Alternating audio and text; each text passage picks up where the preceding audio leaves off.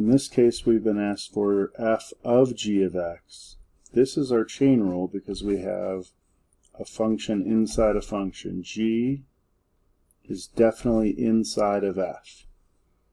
So our chain rule says h prime will be the derivative of the inner function g prime of x, that's our I prime, times our O prime. Well, our O prime will be f prime, but remember we always have to plug our inside back in.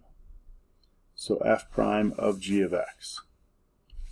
Since we want a derivative at -7, we're going to want g prime, or the slope, on g at -6. So here's -6. I look at my slope, down 1 over 1, down 1 over 1 that whole time.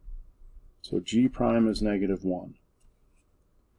Now, if I want f prime, the first thing I need to do is find my inside function.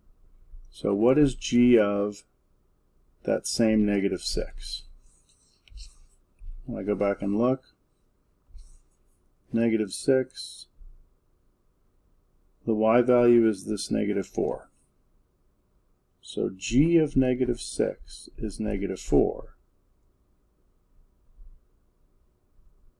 That's what I'm going to plug into my f prime. So now I need f prime at that -4. This is the other graph I go to. -4 is right here. I need the prime, or the slope, so I need the slope of that line. I'm up 1 over 1, up 1 over 1.